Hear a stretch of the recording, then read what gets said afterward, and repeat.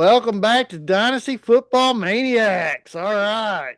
This week we're going to cover the NFL tight ends. We took a little break because we had to do free agency. I'm not going to do a recap, but it's getting crazy out there right now. We're going to wait another episode to sit down and recap who got what right, what's going on. Yeah, we But still right now, yeah.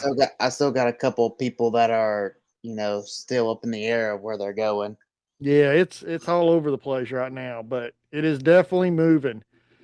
So we've ranked out all the other positions and tiered them out in 7 tiers. We're now on the NFL tight ends, and then after that, we'll start covering the defensive players. And it looks like we'll actually get them all done before the actual draft. Yay!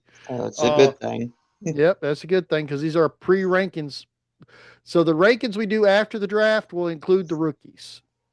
It'll Yes, have the because NFL players and the rookies because we'll know where they're yes, at. because we'll know where they're at and we'll have a better idea of and a better projection of what we think will happen and stuff. So it'll be a lot different. All right. So we're definitely going to start off with tier one. The first guy we're going to do on tier one was a rookie for the year.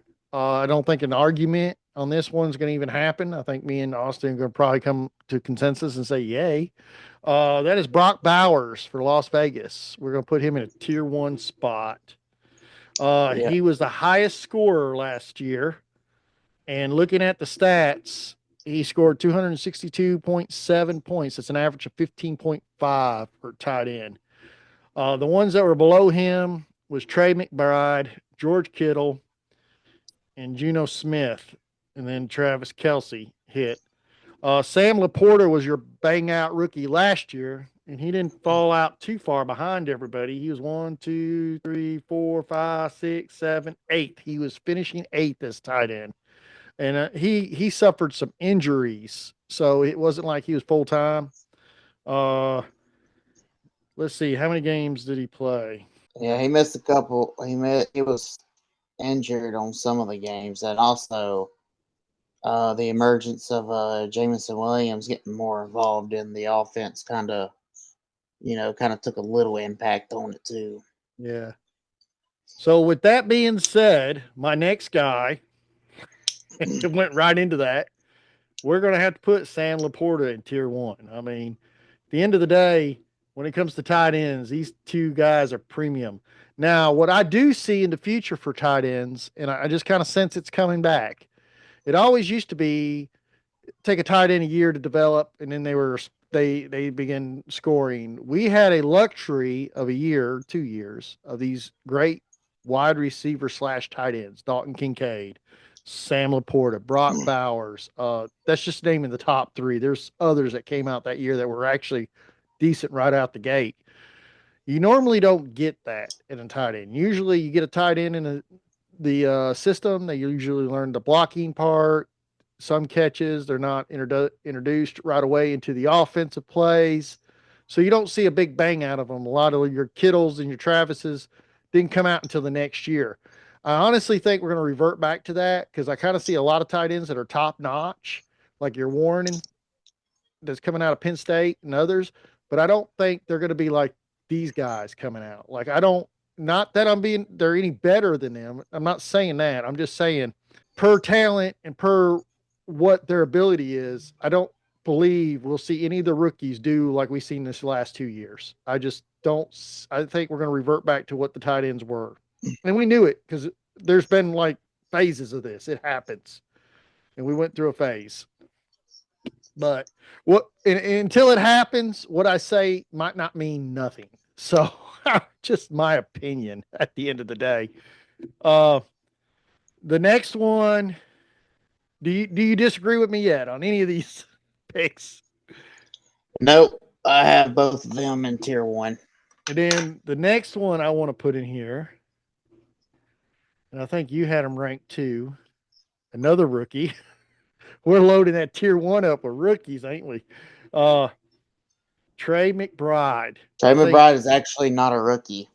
no, he's not a rookie no more, but No, he's like a 1 or 2 year pro now, but still, yeah, he deserves to be up in tier one. yes, he was a backup to Zach Ertz, and then as soon as Zach Ertz got hurt at Arizona, Oh, I he mean, he took never off. missed a beat. Yeah, he took off. It was like This is the tight end that was waiting to do his job, and he was there. So yeah, definitely a tier 1. If you could pick him up in a draft, you definitely want him on your team. These are guaranteed points. And looking at the scoring, he's the second highest scorer, and his average is about the same because he missed a game or two than Brock. So he averages 15.6 a game. Brock averages 15.5 a game. It's a 0.1 difference, but at the end of the day, Trey McBride only had 249.8 points in PPR, and Brock Bowers had 262.7. Receptions were only one difference. Brock Bowers had 112 receptions. Trey McBride had 111. Yards, not much difference. 1,194 yards for Brock Bowers, 1,146 yards for Trey McBride. The difference maker here, this is where you're going to get it, is the touchdowns. Brock Bowers had 5 touchdowns, where Trey only had 2, and Brock was targeted more than Trey. Trey was only targeted 147. Brock was targeted 153. Duncan pass in Vegas, that's all they had. They didn't have much of a quarterback room. Well, I They all had mean, that's the only weapon they really had. That is true. That is, yeah, you can't argue that. This year might be a little different. Well, true, but until we see what the draft comes about, then right now it's still Brock Bowers. Now, I was on the fence about putting him in a tier 1, but I see that you have him in the tier 1. And can I explain? Would you like me to explain why? Explain or why. do you already made up your mind? No, I want to hear your reasoning why you'd want him in tier 1, because you're not the only one, but there's some people like me that do not believe he belongs there, because there is years he just literally flops. But then there's years he's just like there. Yes, I understand that. But look at what the 49ers have done in the offseason so far. They're literally letting all their offensive weapons go. They have traded away Deebo Samuel.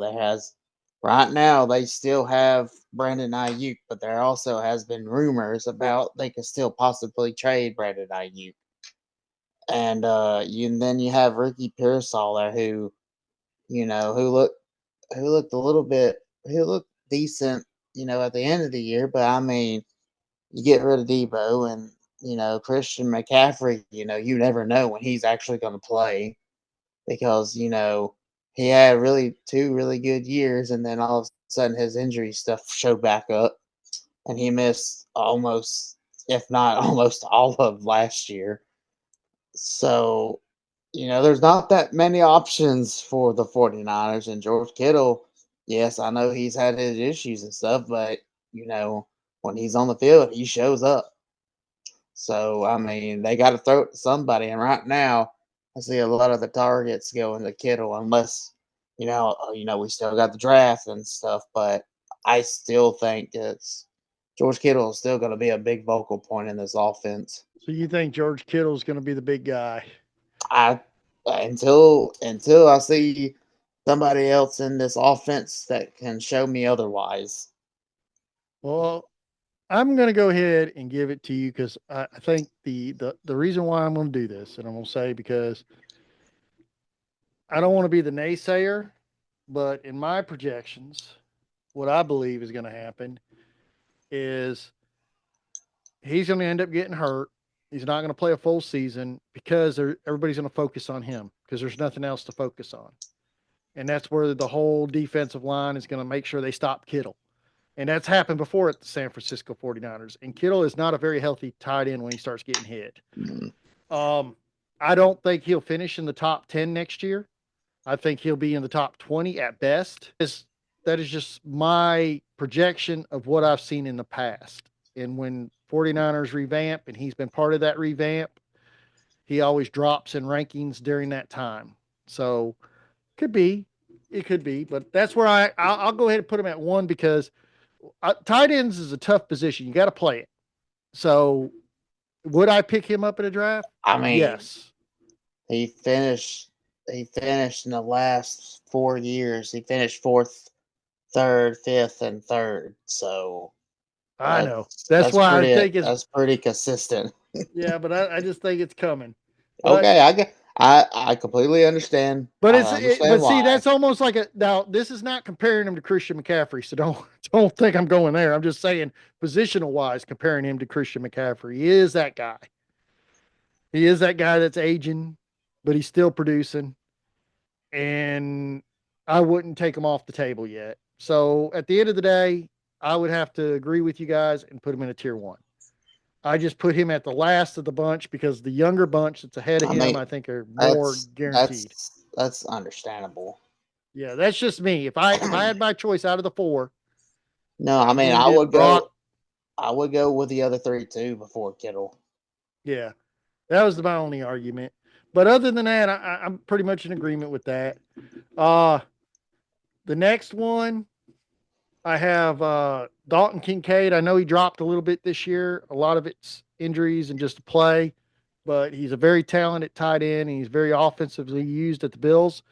So I definitely believe he should be in tier two.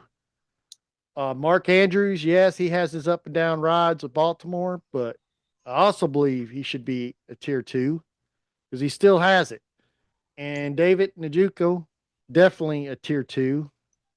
And I also agree that TJ Hockenson, all tier two um, tight ends. I mean, these guys respectfully finished pretty good last year in the rankings. Mark Andrews was let's see, one, two, three, four, five, sixth tight end. He was 11. So I mean, yeah, respectfully, that's pretty good. What was interesting about this is Baltimore had two tight ends in the top 15 because Isaiah likely made it up there. Pretty impressive. Um, a lot of that is because Isaiah likely had a lot of touchdowns versus yards. So there was a difference. I mean, as a tight end, if you're scoring in the red zone on a lot of red zone plays and you're not getting the touches as Mark Andrews did, which he was ranked in the top, he had 673 yards and 11 touchdowns. Isaiah likely had 6 touchdowns with 477 yards. I mean, that's pretty impressive. That means what does that mean, guys? That means they utilize him in red zone situations, and he is a scorer. So that's in Baltimore. It's the Baltimore style. So I mean, you got two tight end play. You're going to see that action, which is pretty impressive. Mm-hmm. Not to get off on the rankings, Juno Smith is who I got as a tier three. Evan Ingram as a tier three. Do you disagree? Nope. So far, I got them too. Oh, you do. I didn't see you had Evan Ingram until now. I like where he's going.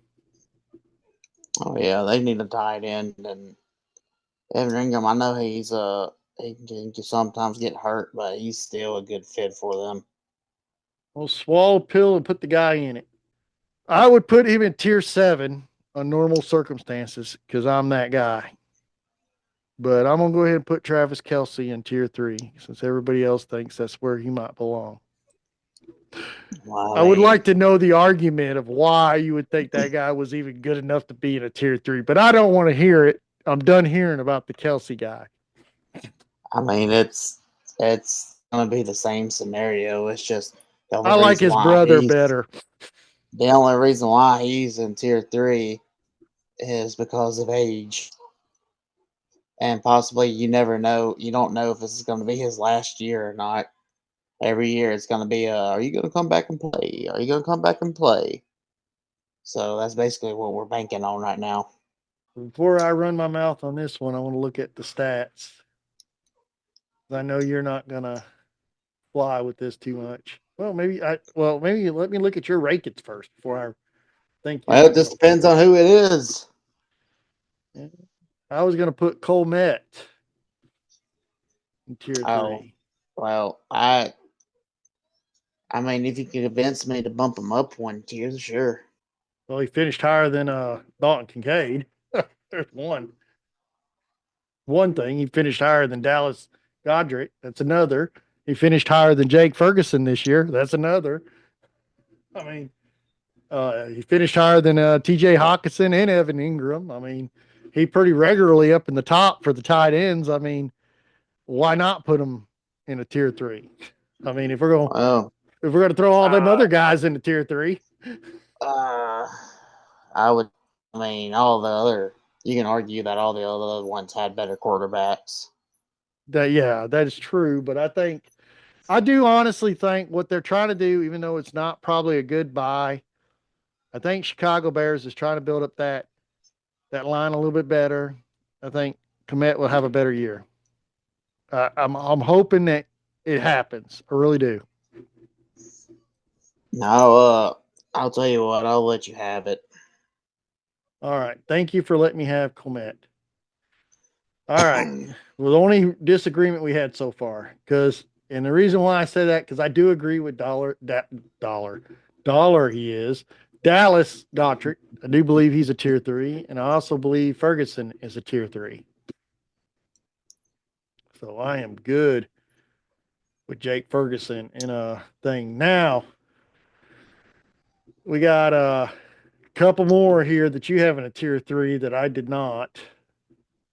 But then I kind of look back. Maybe I just overlooked something this year. So let's look at their scoring here. So Kyle Pitts. Yes, I can see Kyle Pitts. He definitely had a better season. 602 yards, a lot better quarterback play. He had 4 touchdowns. He was definitely doing more this year. And Tucker Kraft, yeah, I can't argue that either. He had 707 yards and 7 touchdowns. Yeah. And he's still kind of like a rookie too. So it's like for that kind of stats, I can't argue tier 3 spots. I mean, especially if I put Colmet in there. I mean, Right. the only thing Colmet's higher than is Dallas and Jake. If I was going to take anybody out of there and move them down, would be one of them two. And I don't feel like either one of them need to be moved down. So at the end of the day, you don't have to argue it. How about that one? Oh, let's see here. Tucker Kraft. I like Tucker Kraft. I have him on one of my teams. He had a pretty good year to me last year, and I think he's just going to build up on it. So Oh that's yeah, just Green why I just Bay. threw him in tier B. You know, Green Bay's amazing. Even if they don't win a Super Bowl, it's just how they rebuild like they do. It's like they go from one quarterback, one position, and it's like they never miss a beat. And you're like, why? How do they build a system like that? Because I mean, you got New England and all them other ones that have these like whatever you call dynasties or whatever, but I Right. mean, they have a unique dynasty. I mean, they went from Brett Favre to Aaron Rodgers to Love. It was like you don't see quarterback transitions like that usually. Usually you see a quarterback that has a dynasty like New England, Brady, and then once he leaves, it just literally collapses. You also see that at other places. Right. Like I honestly believe this, and I hate to say this about the Chiefs. As soon as Patrick Mahomes is done and gone, we will probably not hear about the Chiefs for about 15 years before they find the next great one for the Chiefs. That's just how it is. I mean, the Chiefs had their dead spot for a long time. Um, Green Bay, you're talking 3 long groups. I mean, like you're going back to when I was a kid. Brett Favre, I mean, it was like back in the early, I mean, it was just like a non movement. I mean, they've just always been there. Just one of them powerhouses. Mm-hmm. Uh, let's go into tier 4. Unless you got someone here, let me name off tier 3 and see if you got anybody else that needs to belong in here. I got Juno Smith, Evan Ingram, and honestly, guys, I'll be honest with you. Evan Ingram had a great year at Jacksonville. Yes. He had a great year before that. Yes. He was a top notch tight end scorer. Still is pretty good. I do believe age is catching up with him. I believe he's going to be used as a short term solution. And I don't think it's going to last. But for this year draft and for fantasy related, he's someone you need to hold on to because he's guaranteed something until he's done. See, I would never give up on Hertz or what's the other guy? You got Zach Ertz. And then Dalton Schultz, just constant producers. But they're showing their hits and misses now, but they're still constant producers. Next one, Travis Kelsey, Cole Met, Dallas Gottert, Jake Ferguson, and Tucker Kraft and Kyle Pitts. All some top notch tight ends. All right, let's get into tier 4 real quick. Tier 4. Who do we got? Pat Fearman from Pittsburgh. Yes, I agree. Have no arguments with that one. Actually, I would have. Caden Alton from Tampa, definitely. What a producer. Did not see that. Well, kind of seen it like right at the Brady end, but then I don't know. Just one of the things. Wow, that keeps disappearing. All right, so let's see here. Uh, Isaiah Likely. I agree with that. I'm looking at Austin's list, so I'm going through everybody he picked real quick for 4. Jatavian Sanders. Okay, I would like to know why. Well, Now, usually, usually we only have one rookie tight end that just automatically busts out, which was Brock Bowers last year. But then when you get into year 2 and also year 3, that's when you start seeing, the other tight ends kind of just emerging later on in their career. So I believe he's going to be one of them because I really think, I'm not, we don't have to get into a whole argument on this or whatever. It's just my opinion, but I think that that coaching staff down in Carolina has figured something out with Bryce Young because after they pulled Andy Dalton back and they put Bryce Young back in, he was just slinging it, and he was yeah, actually relevant for fantasy. I know you disagree with it. I get it, but I'm just looking at the facts here. So I just think that they figured something out with Bryce Young, and because whenever he came back, he finished quarterback 17, 14, 8, 20, 18, 2, 19, 1. So that's really impressive from what he started in the beginning of the year. So, and tight ends are always young quarterbacks' best friend. So I think he's at least going to produce a pretty good bit next year. I mean, as a newcomer, yes, I do believe he's going to go up. Do I think Bryce Young's going to fix all things next year? No, I think he's still going to be middle of the range. I think a lot of the reasons why he had success at the end of the year is a lot of the teams they were playing had sat a lot of players, so it makes a difference when team ain't playing. I mean, I don't know about that. I doubt Tampa Bay sat all their players when he was quarterback 8 at week 13. And I highly doubt that Arizona sat all their players in week 16 when he was quarterback 2. Now, I could see, well, no, Atlanta actually was fighting for a playoff spot on week 18, so they had all of their players in, and he was quarterback 1. All right. I under so this goes back to what I said before, and I do agree with Austin. I believe some take a year to develop. I believe he could possibly be one of the ones. He was on our list coming out for rookies, so I can't argue that. He had a lot of high potential, so I'm good with that because the Panthers are a young new team. They're trying to regroom something here, and it could be a success story or it could be a failure like it always been. Uh, Kind of like what happens down in Chicago. So now we're going into tier 5. Let me make sure we got everybody here. Are we good with Pat Fearman, Cade Alton, Isaiah Likely, and Jatavian Sanders? Yeah, I'm good with that. All right. So going into, hold on, let me minimize that. Tier 5. And I believe the first one that should kick that off is Hunter Henry. Okay. Yeah, I agree with that. Not he's a borderline 4, but he's definitely a lead in the 5. Well, should we throw Dalton Schultz in here too? Oh, yeah, Dalton Schultz is definitely going in here next. Schultz and Ertz. So I believe Ertz and Schultz both belong in that category. I think another second year tight end that people should keep their eye out on I think that should be in this tier would be Theo Johnson from New York. Let's go through the.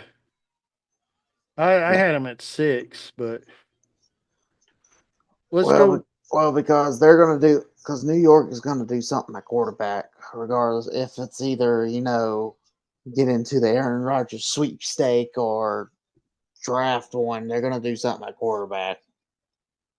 All right, Uh, I'll be good with so that. that's the reason why I just have him up there because whoever the quarterback may be is probably going to be significantly be better than what they had.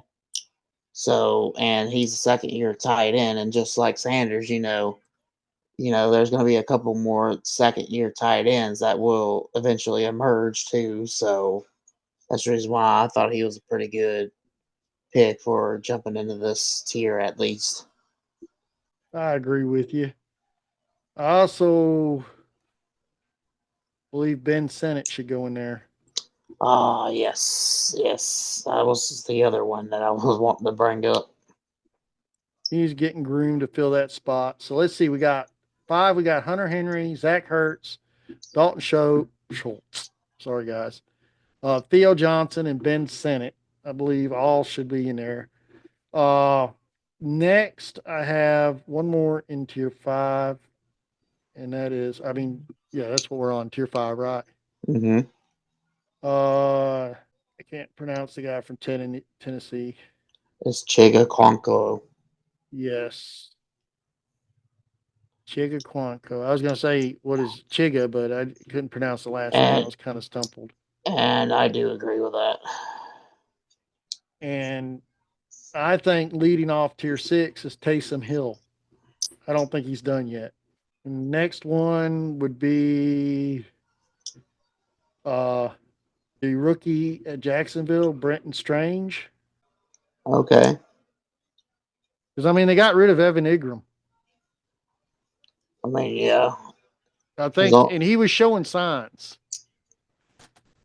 I just think he's as going to take the. long as long as they don't draft a tight end in the first 3 rounds, I think it'll be great for Brenton Strange. Like he will That's be great.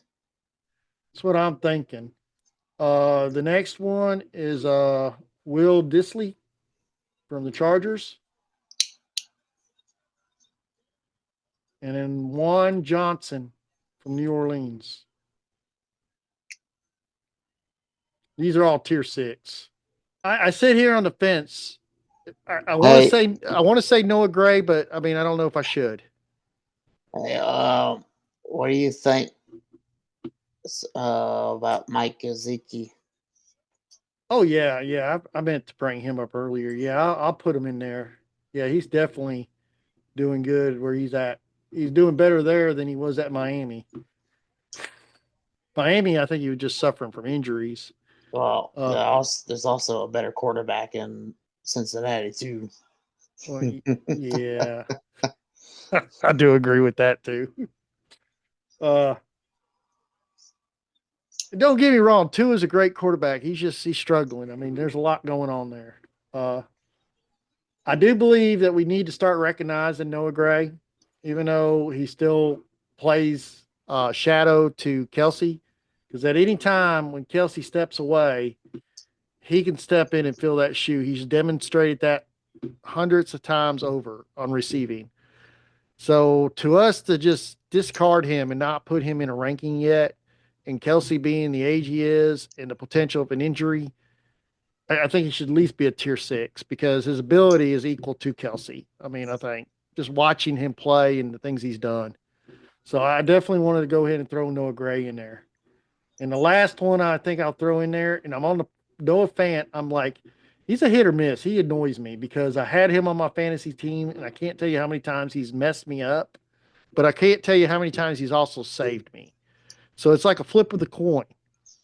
It's like 1 minute I love the guy, the next minute I'm like, why do I have you on my team? But see, the reason why I get like that, it's not like a every other day thing. It's like 3 days of nothing and then a day of greatness and then 3 days of nothing and then a day of greatness. But then most tight ends are like that anyway. So when you're getting this low in the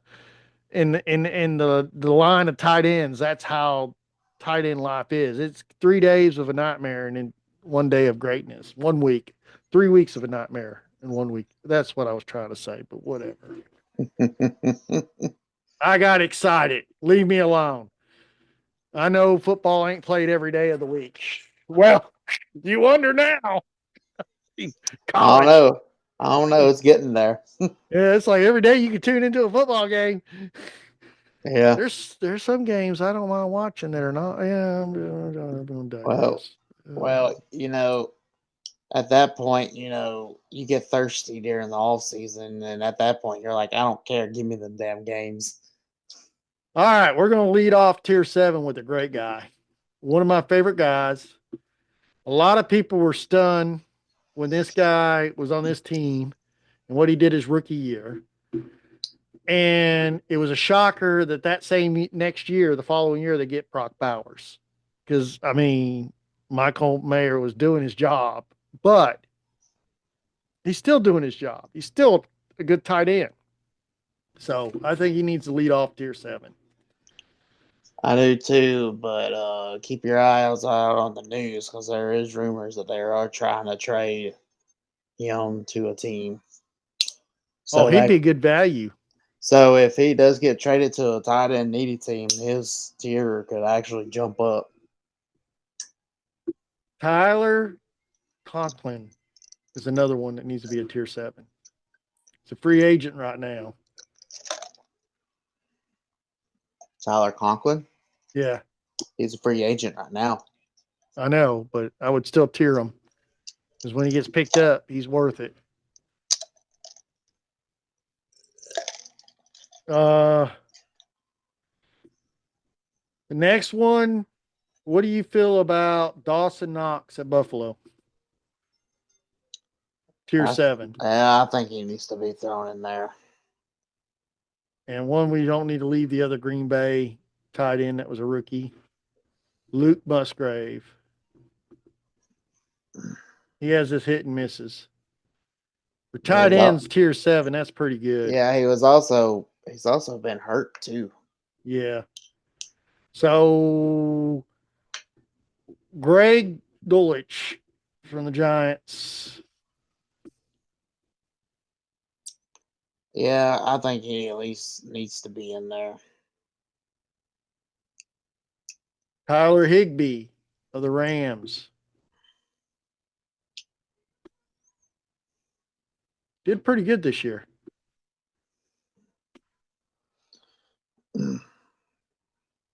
Might as well throw in Kate Stover in there too. Well, I was thinking a little too soon to throw Cade Stover in there. But all right, I'll put him in there. He's an Ohio State guy. Dalton Schultz could get hurt. Oh, yeah. If he gets hurt, Cade Stover's going to take that spot. That's a guarantee. But Well, yeah. Dalton Schultz already missed a little bit of time last year. All right. So we're going to put Cade Stover in there. Hold on. Let me get him. Let me put him in.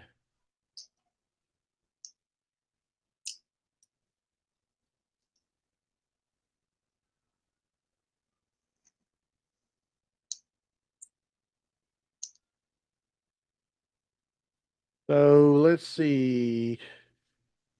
Oh, yeah. He had some good games too with Houston. Not too bad. He had one good game. Game 12 against Tennessee was looking pretty good.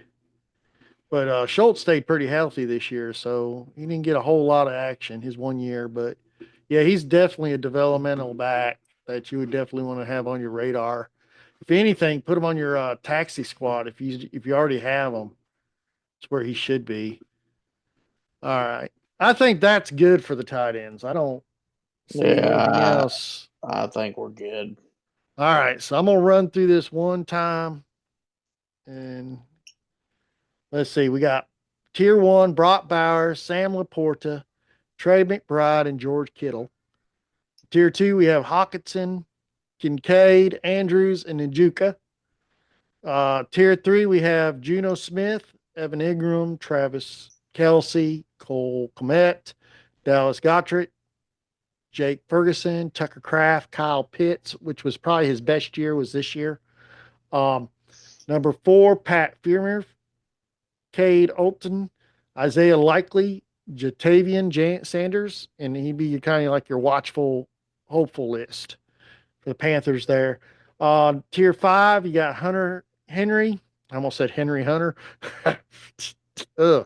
Hunter Henry, Zach Ertz, Dalton Schultz, Theo Johnson, Ben Sennett, and Chig Okonowa. And then in Tier 6, you have Tyson Hill, Brenton Strange, Will Disley, Juan Johnson, Mike Giski, Noah Gray, and Noah Fant. The Noahs at the end of 6. In 7, you got Michael Meyer, Tyler Conklin, Dawson Knox, Luce Musgrave, Greg Dulcich, Tyler Higbee, and Cade Stover. So that's our top 7 tiers. So, guys, if you like the content, don't forget to hit the like button. Remember to subscribe. And what do you always say? Make sure you share because sharing is caring. But Yes. there's something else I want to share too. All right. There's about 80 something percent of you guys out there that are watching but are not subscribed. So we need you 80 percenters to go ahead and hit that subscribe button for us. That way we can get that down to 0 unsubscribed and get that subscribe going up even more. I like that suggestion. That is a good suggestion you throw out there. So go ahead and hit subscribe, guys.